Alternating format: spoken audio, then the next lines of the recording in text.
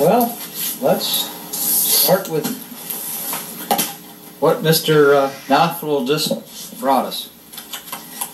Let's talk about that. I have no idea what the change would involve. I know what the potential end result might be. None of us have a crystal ball, so we certainly can't forecast where it would go. But there are several things that we're going to need to have some answers to, and some of them are fairly basic. Some of them are pretty substantial, and we need to get some input from the people here at the city that have the answers for us.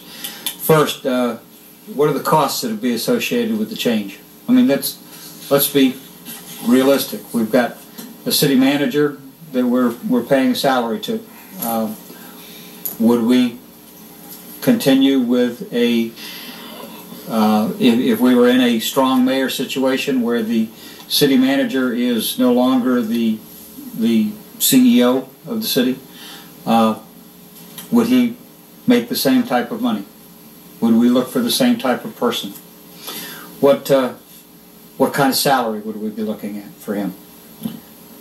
When we talk of salaries, if you're looking at a strong mayor situation, what kind of salary are we looking at for the mayor?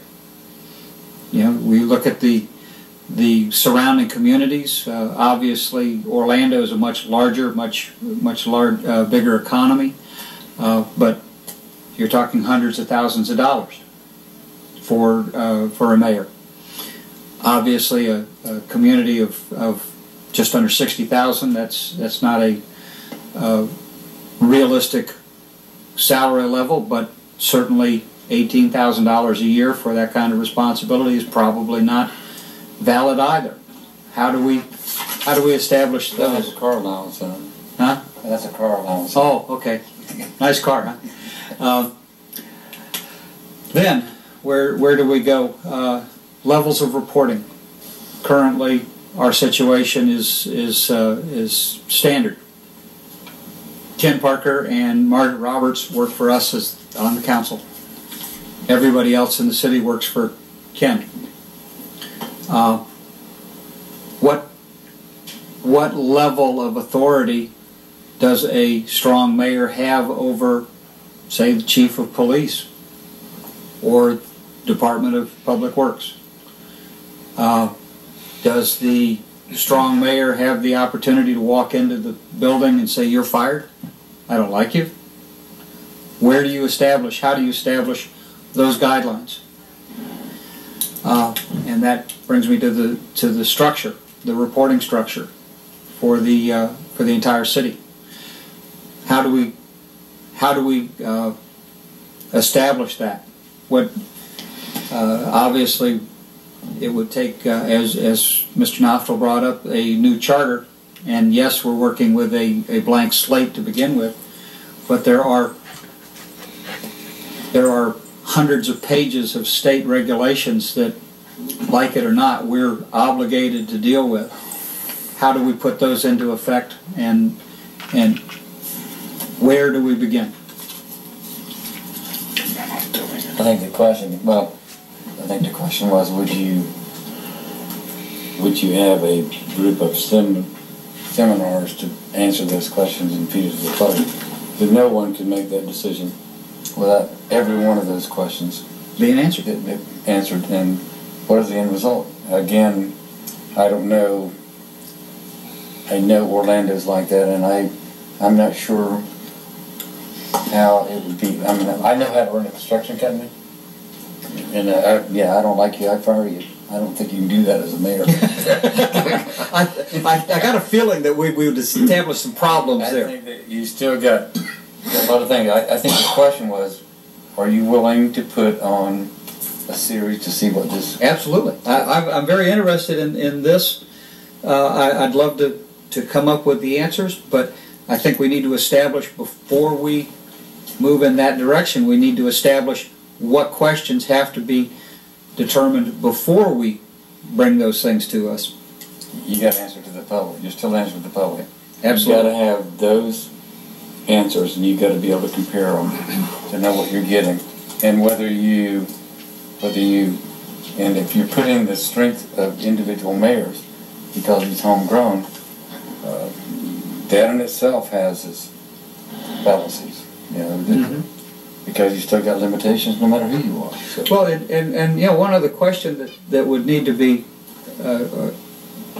answered is, if we moved in this direction, could we, as a seated council, make that move, or do we have to have a new election?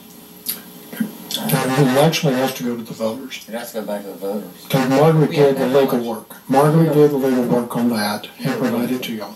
Yeah, she's already done something. The question would be, are you willing to go through that exercise to gather the data to make a to meet with the public and see what they want? But you got to have the answers to the question. The question. Let me go all up and down the line. We'll come back. Well, this was the comments and concerns. Yeah, so I understand, I'm just bringing that up. I'm not necessarily responding to his question. Okay, this is my comments and concerns that you asked me for. Okay. The question is, are you willing to? Okay, let me go to Bob for now. I'll come back to you. All right, let me preface a few my conclusion here on a few comments. First of all, I come from New Jersey. We've accepted that. And we don't hold it against I'm going to just tell you what I was exposed to as a young adult and type of system that I experienced in New Jersey, in which we had a strong mayor in the town that I grew up in. We had each 4 additional commissioners were in charge of a particular area. One was in charge of public safety, the other one was in charge of finance. My experience in all of that was, I'm just telling you from New Jersey background, was total corruption. That's what I grew up in. When I moved to Florida, and maybe some of you guys have heard me tell the story, when I went for my first teaching position, I had to go to the mayor of the town to get that teaching position.